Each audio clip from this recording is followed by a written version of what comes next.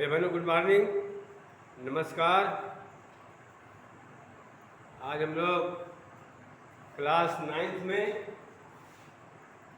Economics में chapter 1 the history of village Palampur. The history of village Palampur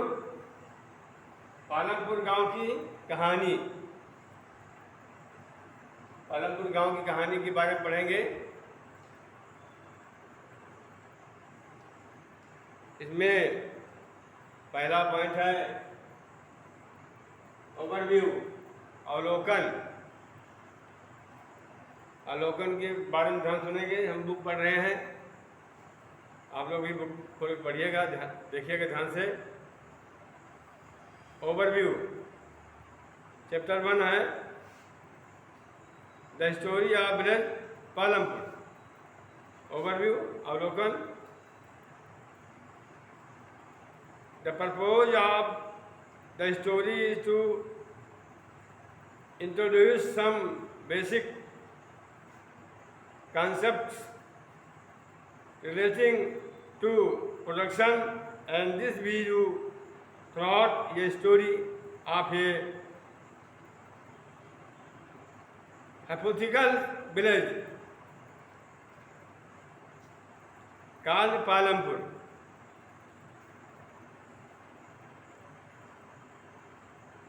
इस कहानी का उद्देश्य उत्पादन से संबंधित कुछ मूल विचारों से परिचय कराना है, और ऐसा हम एक काल्पनिक गांव पालमपुर की कहानी के माध्यम से कर रहे हैं। Farming is the main activity in Palampur, where several other activities such as small scale manufacturing, dairy, transport, etc. are carried out on a limited scale. These production activities need various types of resources, natural resources, man-made items, human efforts, money, etc. As we read throughout the story of Palampur, we will learn how various resources combine to produce the desired goods and services in the village. Services in the village. Palampur में खेती मुख्य क्रिया है, जबकि अन्य कई क्रियाएं जैसे लघु स्तरीय विनिर्माण, डेयरी, परिवहन आदि सीमित स्तर पर की जाती है। इन उत्पादन क्रियाओं के लिए विभिन्न प्रकार के संसाधनों की आवश्यकता होती है, अतः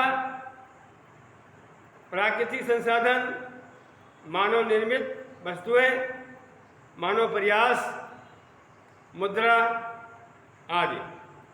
पालमपुर की कहानी से हमें विदित होगा कि गांव में इच्छित वस्तुओं और सेवाओं को उत्पादित करने के लिए विभिन्न संसाधन किस प्रकार समायोजित होते हैं। और फिर आपका आता बाद में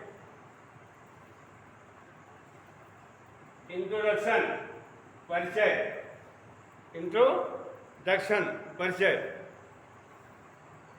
Palampur is well connected with neighboring villages and towns. Raiganj is big village, is 3 kilometers from Palampur, and all weather road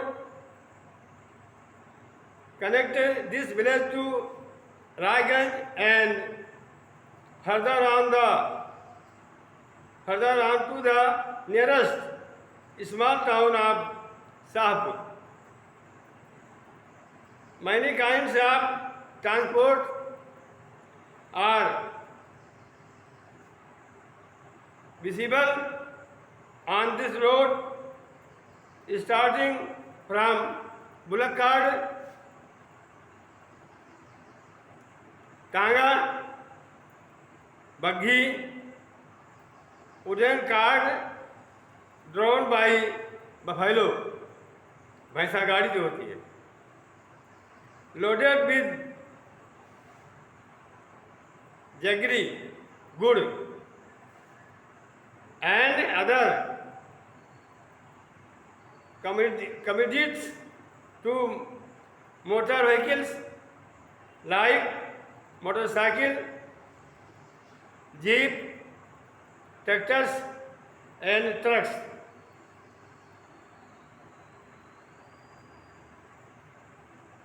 परिचय में पालमपुर आस पड़ोस के गांव और कस्बों से भली भांत जुड़ा हुआ है। एक बड़ा गांव रायगंज पालमपुर से 3 किलोमीटर की दूरी पर है। प्रत्येक मौसम में यह सड़क गांव को रायगंज और उससे आगे निकटतम छोटे कस्बे शाहपुर से जोड़ती है। इस सड़क पर गुड़ और अन्य वस्तुओं से लदी हुई बैलगाड़ियाँ, भैंसा बग्घी से लेकर अन्य कई तरह के वाहन जैसे मोटरसाइकिल, जीप, ट्रैक्टर और ट्रक तक देखे जा सकते हैं। This village has about 450 families belonging to several different castes. The 80 upper caste families own the majority of land in the village. Their houses, some of them quite large, are made of bricks, big cement, plastering. The SC Dalit compares on third of the population, one third of the population, and live in one corner of the village and in much smaller houses, some of which are of mud and straw.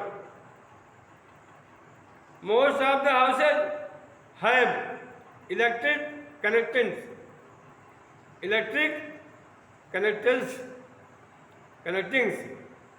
Electricity power all the tubewell in the field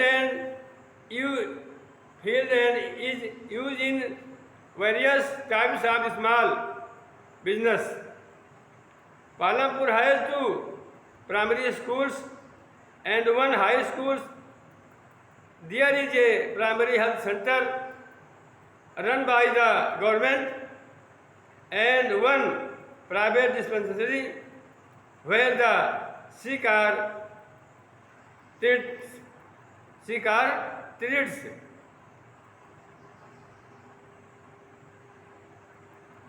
इस गांव में विभिन्न जातियों के लगभग 450 परिवार रहते हैं। गांव में अधिकांश भूमि के स्वामी उच्च जात के 80 परिवार हैं। उनके मकान जिनमें कुछ बहुत बड़े हैं, ईंट और सीमेंट के बने हुए हैं। अनुसूचित जात दलित के लोगों की संख्या गांव की कुल जनसंख्या का 1/3 है और वे गांव के एक कोने में काफ़ी छोटे घरों में रहते हैं, जिसमें कुछ मिट्टी और फूस के बने हैं। अधिकांश के घरों में बिजली है। खेतों में सभी नलकूप बिजली से ही चलते हैं। इनका उपयोग विभिन्न प्रकार के छोटे कार्यों के लिए भी किया जाता है। पालमपुर में 2 प्राथमिक विद्यालय हैं और एक हाई स्कूल है। गांव में एक राजकीय प्राथमिक स्वास्थ्य केंद्र और एक निजी औषधालय भी है, जहां रोगियों का उपचार किया जाता है।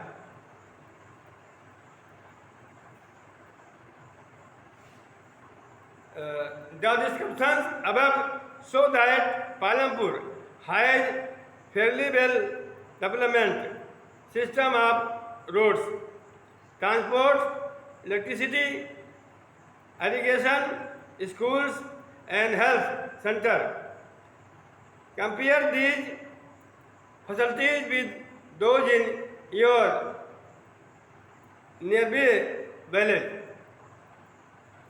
उपयुक्त विवरण से स्पष्ट है कि पालमपुर में सड़कों, परिवहन के साधनों, बिजली, सिंचाई, विद्यालयों और स्वास्थ्य केंद्रों का पर्याप्त विकसित तंत्र है। इन सुविधाओं की तुलना अपने निकट के गांव में उपलब्ध सुविधाओं से कीजिए। The story of Palampur and imaginary village will take us through the different types of production activities in the village. In villages across India, farming is the main production activity.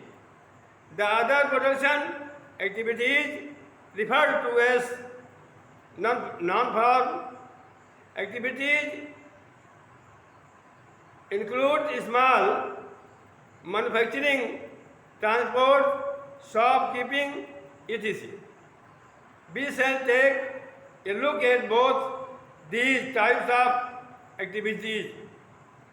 After learning a few general things about production, एक काल्पनिक गांव पालमपुर की कहानी हमें किसी भी गांव में विभिन्न प्रकार की उत्पादन संबंधी गतिविधियों के बारे में बताएगी। भारत के गांव में खेती उत्पादन की प्रमुख गतिविधि है। अन्य उत्पादन गतिविधियों में, जिन्हें गैर कृषि क्रियाएं कहा जाता है, लघु निर्माण, परिवहन, दुकानदारी आदि शामिल हैं। हम उत्पादन के बारे में कुछ सामान्य बातें जानने के बाद उन दोनों प्रकार की क्रियाओं पर विचार करेंगे।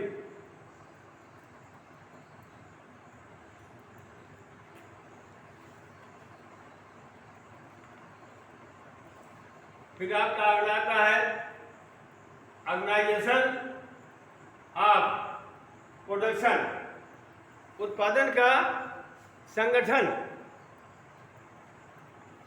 ये उत्पादन का संगठन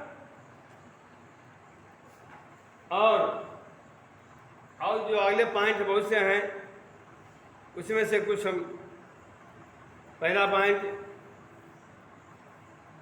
ऑर्गेनाइजेशन ऑफ प्रोडक्शन के बारे में बता दे रहे हैं। The aim of production is to produce the goods and service that be bent. There are 4 requirements for production of goods and services. The first requirement is land, bhumi, and other natural resources such as water, forests, minerals.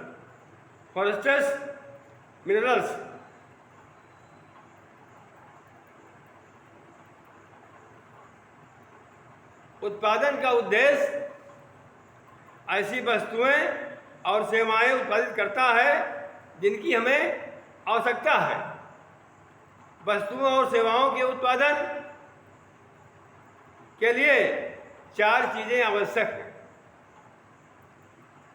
पहली आवश्यकता है भूमि तथा अन्य प्राकृतिक संसाधन जैसे जल, one, खनिज, मिनरल, खनिज।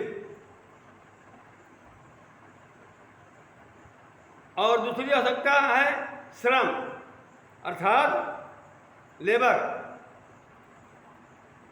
जो लोग काम करेंगे कुछ उत्पादन क्रियाओं में जरूरी कार्यों को करने के लिए बहुत ज़्यादा पढ़े लिखे कर्मियों की ज़रूरत होती है।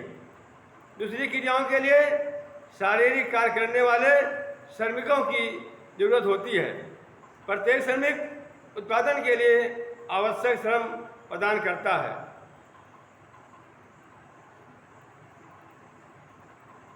इसी तरह आपकी और ये 4 जो मुख्य बातें हैं, मुख्य चीज़ें आवश्यक हैं, उसके विषय में आगे और हम अगले वीडियो में बनाएंगे, भेजेंगे। आप लोग इस वीडियो को देखिएगा और जो क्वेश्चन आंसर हम भेजेंगे उसको लिखिएगा, याद करिएगा। आप बुक को जितनी बार पढ़ेंगे, अधिक बार पढ़ेंगे, उतना ही अधिक आपको समझ में आएगा। थैंक यू, धन्यवाद।